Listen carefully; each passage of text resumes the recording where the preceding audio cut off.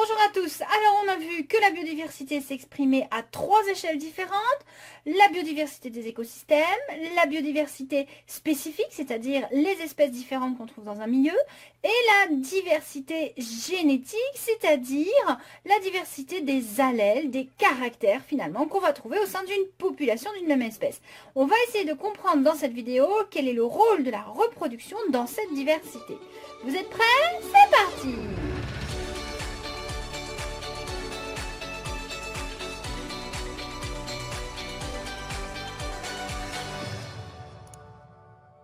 Avant de rentrer dans le vif du sujet, rappelons ce que c'est que la biodiversité génétique. On a dit dans la vidéo précédente que nous avions une diversité des espèces sur la planète, donc le fait d'avoir plein d'espèces différentes, chacune localisée dans des écosystèmes différents. Donc nous avions la biodiversité des écosystèmes, dans chaque écosystème la biodiversité spécifique, et au sein de la biodiversité spécifique, une biodiversité génétique, c'est-à-dire qu'au sein même d'une espèce, nous avons des individus différents. Le pelage ici des zèbres n'est pas le même.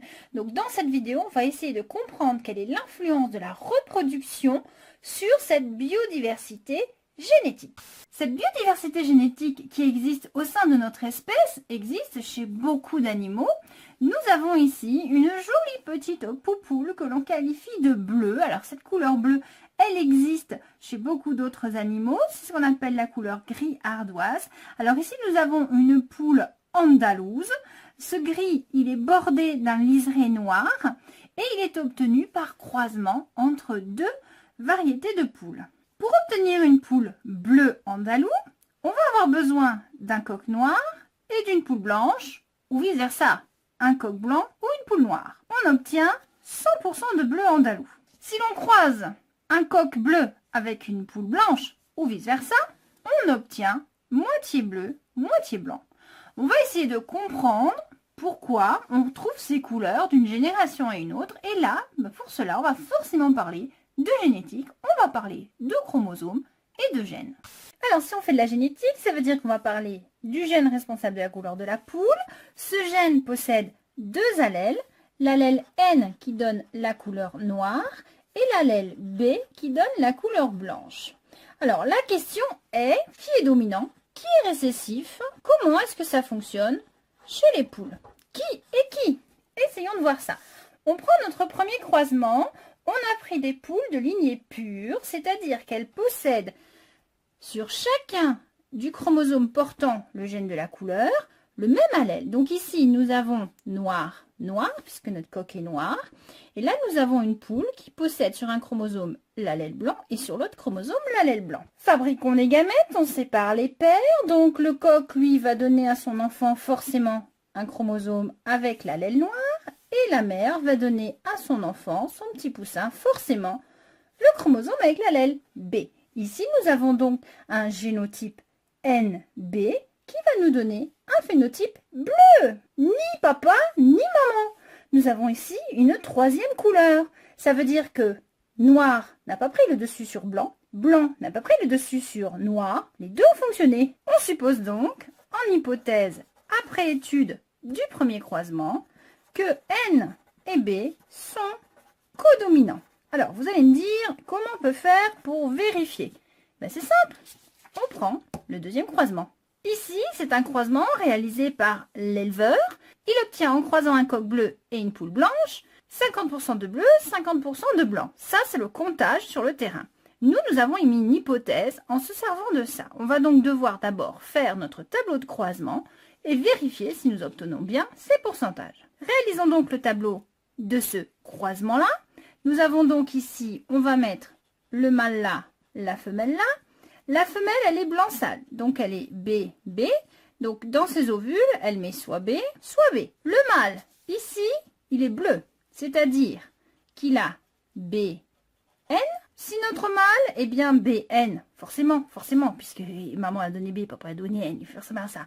Donc, on a BN, on fait la méiose, on sépare, papa va donner dans ses cellules mâles soit B, soit N. Maintenant, réunifions dans des cellules œufs les chromosomes apportés par les gamètes des parents.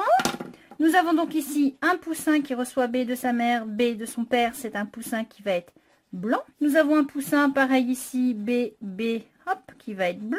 Deuxième ligne, le poussin reçoit B et N, il va être pas BN, mais haha, oui les gâteaux, j'adore. Il va être donc, attention, attention, attention, on a dit que B et N sont codominantes, donc en théorie, il devrait être bleu. Et ici, pareil, nous avons BN, donc selon notre théorie, nous aurions un poussin bleu. Ce qui veut dire que d'après notre théorie où N et B sont codominants, si effectivement ils sont bien codominants, je devrais avoir 50%, ici j'en ai bien 2 sur 4, 2 sur les 4, ça fait 50%, et ici je devrais avoir 50% de bleu, donc, et 50% de blanc. Allons voir notre éleveur. Il fait son croisement et en réalité, qu'est-ce qu'il obtient?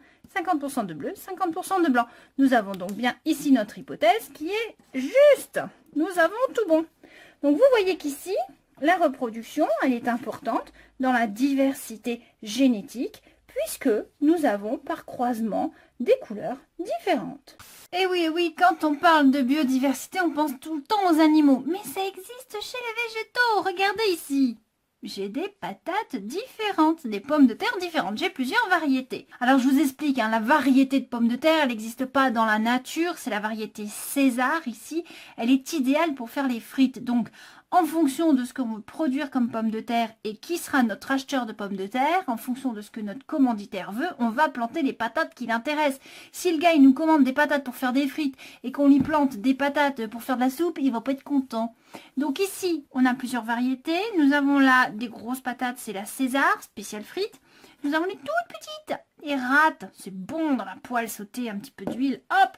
Nous avons ici la rose de France qui a chair ferme avec une peau rose bien allongée. Et nous avons ici la princesse Amandine. Oh, j'arrête, je fais de la pub, j'ai pas le droit. Ces variétés de pommes de terre, on les appelle variétés parce qu'elles possèdent un certain nombre de caractères communs et fixes de génération en génération. Donc ici, j'ai la variété rate. Ici, j'ai la variété Amandine. Ici, j'ai la variété rose de France. J'ai la variété César. Mais voilà, toutes ces variétés ont été obtenues par croisement entre d'autres variétés. Et donc au final, si on peut les croiser entre elles, c'est qu'elles appartiennent toutes à une seule et même espèce. L'espèce pomme de terre. J'ai donc ici un ensemble d'individus qui se ressemblent, vivent de la même façon, se ressemblent. Attention, là on a les tubercules qui se trouvent sous terre, mais la plante à l'extérieur, elle est pareille. Donc nous avons des individus qui se ressemblent, vivent de la même façon, se reproduisent entre eux, et dont la descendance peut elle aussi se reproduire. Et nous, les humains, nous avons croisé des pommes de terre qui nous intéressent pour obtenir des caractères particuliers. Alors justement, un des caractères particuliers qui nous intéresse, c'est un caractère possédé par la rose de France, c'est qu'elle est résistante au mildiou. Alors qu'est-ce que c'est que ce mildiou? La pomme de terre est un des aliments de base de nombreux pays. Le problème est que la plante est attaquée par un champignon qui s'installe sur les feuilles et qui noircit les feuilles. En fait, ce champignon est un parasite qui va se nourrir des cellules de la feuille et donc la plante va perdre en énergie car elle ne sera plus capable de capter la lumière du soleil pour pratiquer ce qu'on appelle la photosynthèse, c'est-à-dire la production de matière à partir de la lumière du soleil. Vous avez ici une coupe de feuilles de pommes de terre. Nous avons donc les cellules horizontales qui sont les cellules de l'épiderme et les cellules verticales ici qui sont les cellules de l'intérieur de la feuille. Or, quand un spore de champignon vient se poser sur le sommet de la feuille, il va germer et ces filaments vont aller à l'intérieur de la feuille et vont aller à l'intérieur d'une cellule pour y puiser le sucre, l'eau, tout ce dont il a besoin pour vivre. Et il va perforer donc la feuille et se reproduire. Par-dessous, nous allons pouvoir observer les fructifications du champignon. Donc quand dans votre potager, vous avez une plante qui commence à être attaquée par le mildiou, parce que ça ne touche pas que la patate, ça touche la vigne, ça touche la tomate, ça peut toucher aussi les aubergines, les courgettes. Donc quand vous avez une plante qui est touchée par le mildiou, il faut rapidement l'éliminer, car si vous laissez le champignon faire ses fructifications, vous allez très vite contaminer les plantes voisines. Alors au sein des variétés de pommes de terre que l'on observe, on trouve quelques groupes de patates ici qui sont résistantes au mildiou. Toutes ces plantes ici ont été attaquées par le mildiou, elles sont mortes. Or vous voyez ici on a un petit groupe de plantes qui est résistante au mildiou parce qu'elles possèdent le gène de résistance aux champignons. Donc ces pommes de terre là sont intéressantes, on va les conserver pour pouvoir obtenir des plantations entièrement résistantes au mildiou et éviter de mettre des produits chimiques dans les champs. Alors pourquoi s'intéresser à la reproduction de la pomme de terre? Alors tout simplement parce que la pomme de terre possède deux modes de reproduction.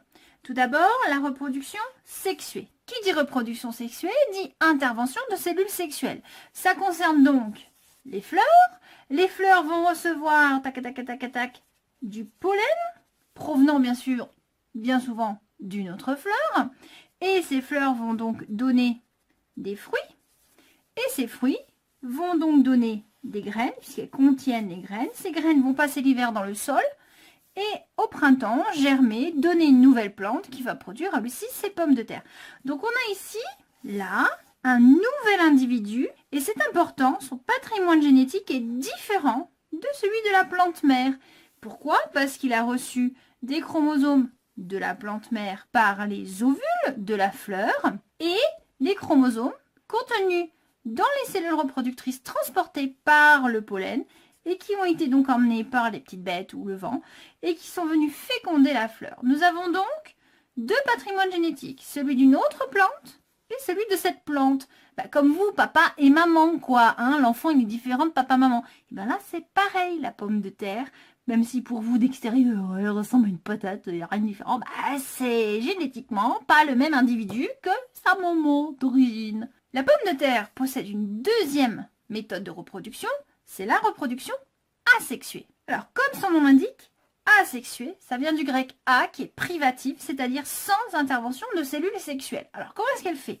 Eh bien, sous terre, elle développe des tiges horizontales qu'on appelle des rhizomes.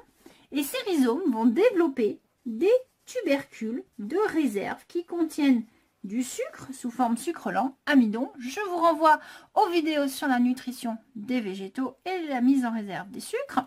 Donc, ces tubercules qui accumulent des réserves sont là pour aider la plante à survivre. Mais voilà, l'hiver va arriver. Tout ça, ça va mourir. Il fait froid. Mais les tubercules, ils sont dans le sol. Eux, ils résistent. Ils vont donc passer l'hiver en vie ralentie.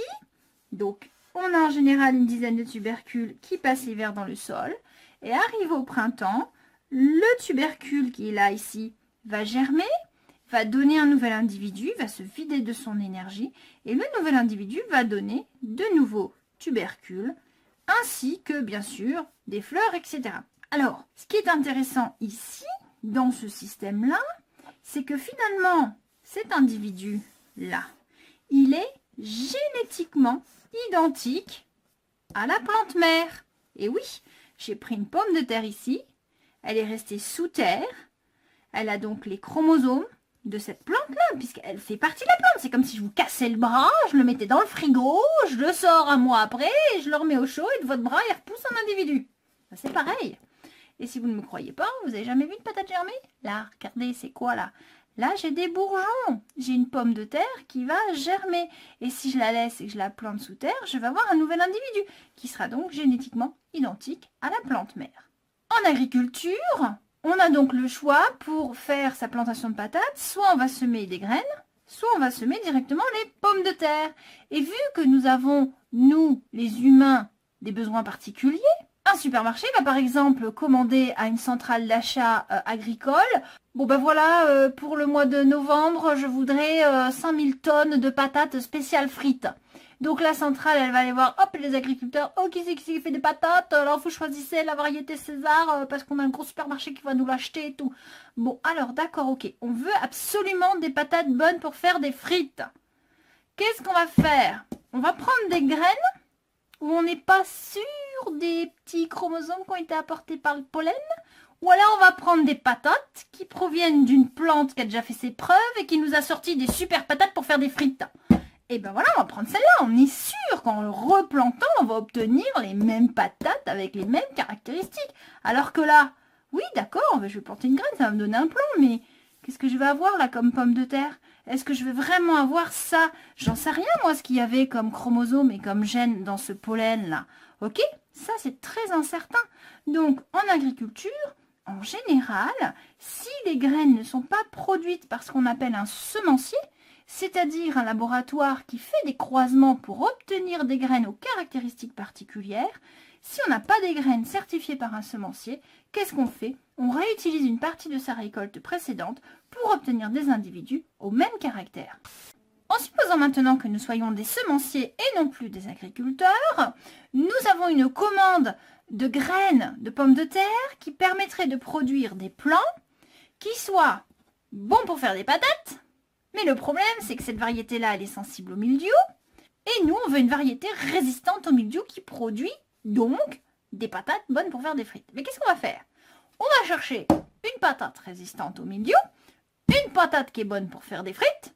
On va laisser les plantes se développer. On va récupérer pollen, ovules. On va faire des croisements. On cultive. Et on regarde parmi les descendants qui produit des bonnes patates pour faire des frites résistantes au mildiou. Et on va garder l'individu qui possède ces caractéristiques.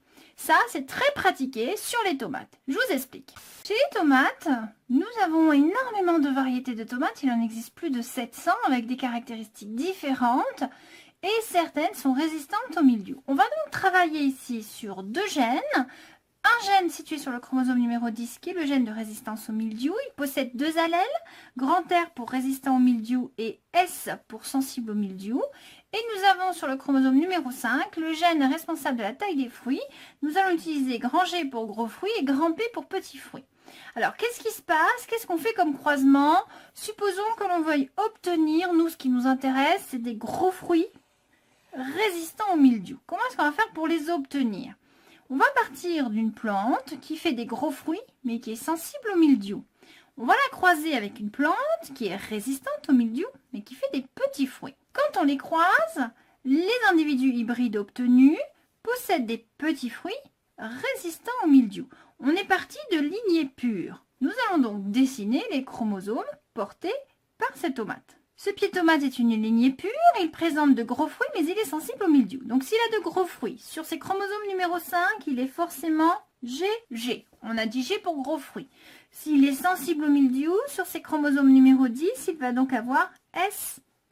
Concernant cet individu, il appartient donc à une variété qui fait des petits fruits, donc P sur les chromosomes 5, mais cette variété est résistante au mildiou, on va donc mettre R. Nous obtenons ici des individus qui présentent des petits fruits, on a donc P ici, et qui est résistante au mildiou. Donc il y a R, il y a P, ben normal, quand on fait les gamètes, on reçoit R et P. Et par contre, elle a reçu de l'autre côté, ici, forcément S et forcément G. Pas d'autre choix, on sépare les paires, ils sont identiques. Si cet individu a reçu l'allèle résistant et l'allèle sensible, et qu'au final l'individu est résistant, c'est que R domine S. Donc l'allèle résistant est dominant. Si l'individu possède des petits fruits alors qu'il a reçu l'allèle petit fruit et l'allèle gros fruit, c'est que petit fruit est dominant sur gros fruit. Alors cet individu-là ne nous intéresse pas, il a des petits fruits, même s'il est résistant au mildiou, nous on veut des gros fruits. On va donc être obligé de faire un autre croisement. Nous allons reprendre cet individu, qui je vous le rappelle est RS et PG. On va le croiser avec un individu gros fruit sensible, c'est-à-dire SSGG, celui-là, et on obtient plusieurs combinaisons possibles. Mais oui, ici quand je fabrique les gamètes, je sépare la première paire, le numéro 10, je prends R. Après, je sépare la deuxième paire. Avec R, je peux mettre P ou je peux mettre G. Si je prends S avec S, je peux mettre P ou je peux mettre G. Si j'ai mis P avec R, je vais forcément mettre G avec S et vice-versa. Donc on obtient ici plusieurs combinaisons possibles. On va trouver ici en deuxième croisement, donc notre individu gros fruit résistant. Cet individu aura donc reçu forcément, pas le choix, un allèle sensible de cet individu-là, mais forcément le R de là, donc il va être RS. Je vous rappelle qu'on a dit que R dominait S. Et pour avoir ces gros fruits, G étant récessif, il a donc besoin d'exister en deux exemplaires pour pouvoir s'exprimer. Or, ici, cet individu donne G. Et là, on peut avoir un gamète avec G. Donc, on va avoir 2 G ici. On va donc obtenir ici 25% des plants vont posséder ce génotype, c'est-à-dire RS et GG. On va donc avoir ici un phénotype résistant agrofruits. Donc vous voyez que la reproduction est importante, encore une fois, dans la variété, la diversité génétique des individus. Et nous, les humains, nous ne sommes pas bêtes, nous utilisons ça pour produire ce qui nous intéresse. Nous allons finir cette vidéo sur la biodiversité génétique au sein de notre espèce. Nous avons sur la planète plein de faciès différents. Pendant longtemps, les scientifiques nous ont classés en races. Il y avait la race blanche, soi-disant la meilleure, la supérieure, la race noire, la race jaune et la race rouge. Donc les jaunes c'était les Asiatiques, les rouges c'était les Amérindiens, les noirs toute la population foncée d'Afrique et les blancs majoritairement donc les Européens. Or, si on reprend notre définition, une espèce c'est l'ensemble des individus qui se ressemblent, vivent de la même façon, se reproduisent ensemble et dont la descendance peut elle aussi se reproduire. C'est le cas. Nous appartenons tous à la même espèce qui présente une très forte biodiversité génétique. Regardez tous ces caractères différents qui existent, mais au fond, nous sommes tous identiques, nous avons tous le même cœur, que nous soyons white, black ou yellow. Merci United Colors of Benetton pour cette magnifique pub. Pour ceux qui ne sont pas convaincus que nous avons tous les mêmes organes, nous avons tous le même squelette. D'accord? Quel que soit notre faciès extérieur, nous sommes tous construits de la même façon, nous sommes interféconds, nous avons des enfants qui ont des enfants, nous appartenons donc tous à la même espèce, c'est l'espèce humaine, avec une très forte biodiversité génétique.